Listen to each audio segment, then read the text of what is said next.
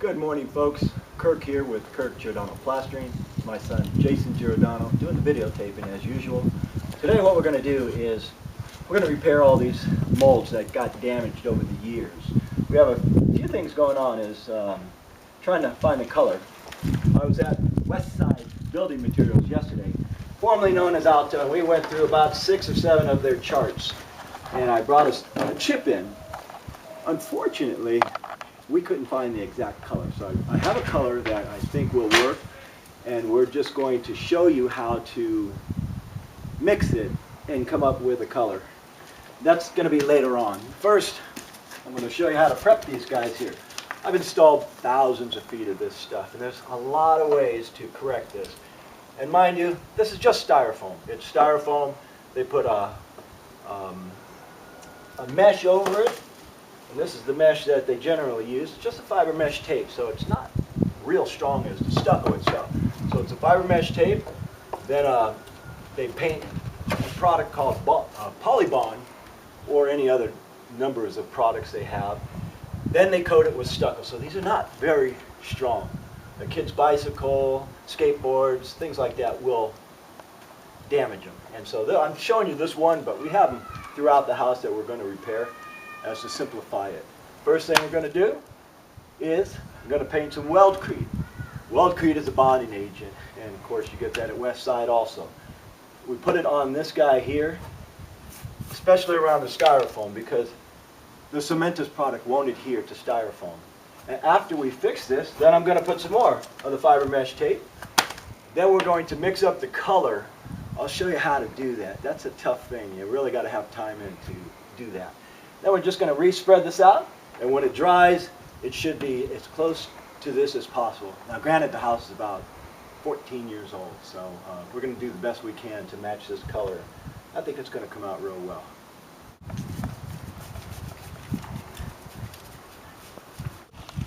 Alright guys, we're at a stage now where we've determined the color is El Dorado. So here's how you get the proper color. First thing you have to do is wet the wall. And notice this is 10 times darker now because this is porous. It's maintenance free. It's a LaHabra finish. They're maintenance free, meaning like a brick. The brick never loses its color. If it's painted, when you wet it, it won't change colors, but you have to keep painting every 10 years. So the benefit of a color coat is it's forever. It lasts 90 years, longer even. It does start to fade though. When the weather hits it, like this house here, it's a lot of different colors because the sun hits it, fades some of the areas, the rain hits it, the moss. So, okay, now that we got that, what I'm going to show you is what I've been doing. I take the color, Silverado, that's the pack here, and we mix up a half a bucket. We add a little bit at a time, until we get the color. And while the wall is wet, our color is wet, and when it matches, you've got the color. And usually, it'll, even for guys like me who are pretty experienced, it's going to dry either a tint lighter or a tint darker because it's an old stucco color. But even if I had did this a year ago, it still wouldn't match on the money.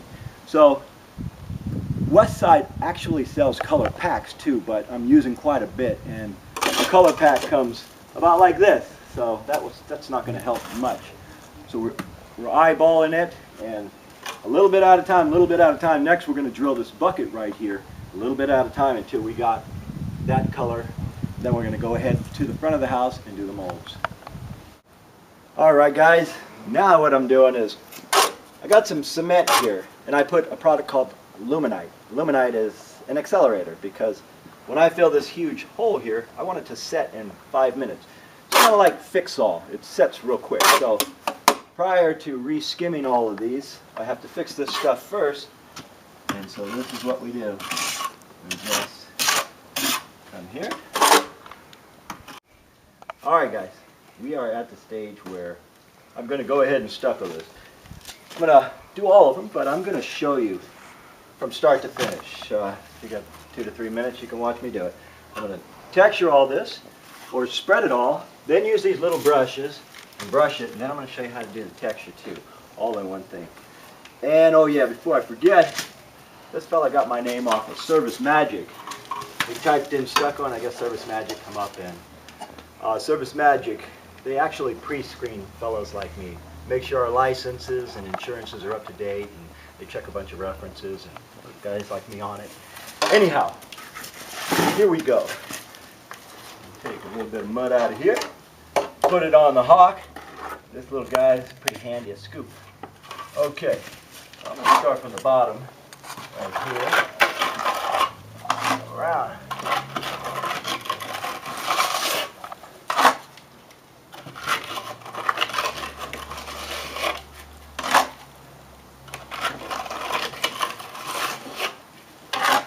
Nothing to it, but it does take practice like anything else.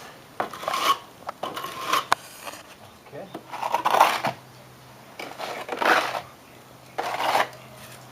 And then the top.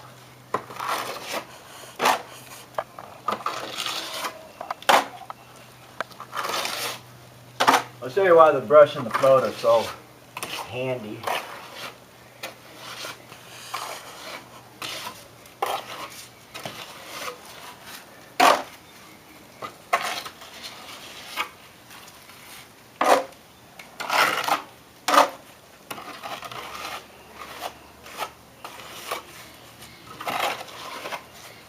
My son may edit this later and take out some of this stuff. I guess you get the general idea of what I'm doing here, spreading this out.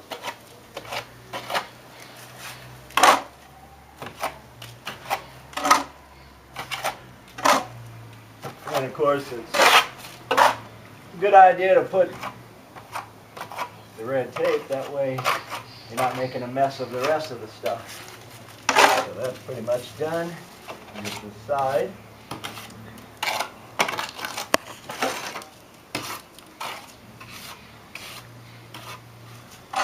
That's pretty much done, and the corners are a little tougher.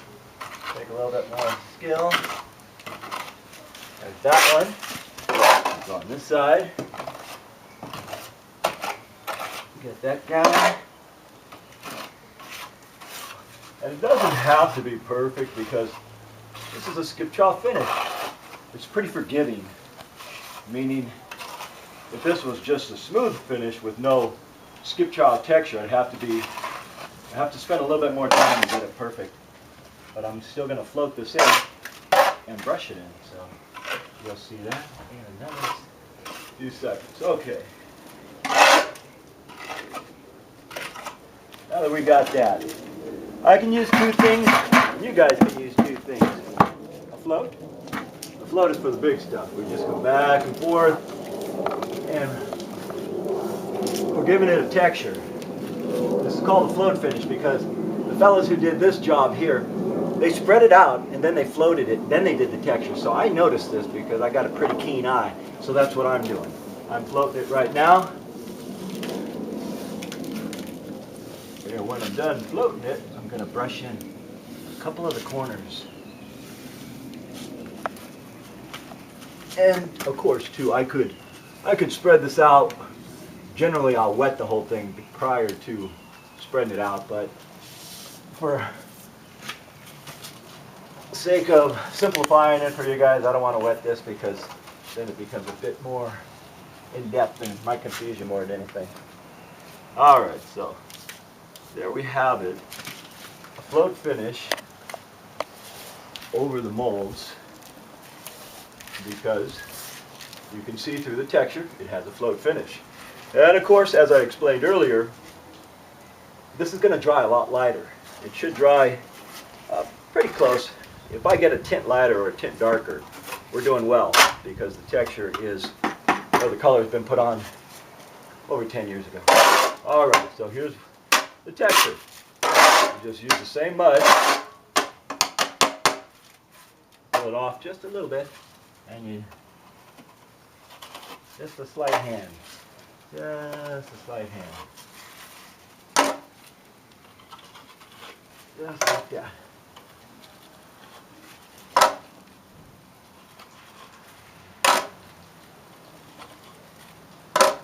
This takes a lot of finesse. Because they're molds and it's styrofoam, and we have the radiuses. Takes a little bit of time. If it was a straight wall here, I just slam it out and put a texture on. Pretty quick, but to go around these little molds here, you gotta take your time. Just like that. Just like that. Unfortunately, we won't be here when it's completely dry, because I'd like to show you guys the texture, how it matches with this, and the color. But you get the idea. A little texture here, a little texture there. And then the last little bit is we put a texture on this little radius. And there you have it. I'm actually gonna put a texture on the sides here, and the last thing I'm going to do is I'm going to take this little brush here and just go right in there, and that'll get it right when I remove the tape. It'll give a pretty straight line, as straight as you can get with stucco. I mean, paint you can get pretty straight, but stucco, it's not as tight. So anyway, there you have it, guys. Hope you learned something, and if not, you could always call a fellow like me. This again is Kirk Giordano Plastering. Thank you, Jay, for doing the video as usual, because I don't know how to do that stuff. We'll see you on the next one. Thanks for watching.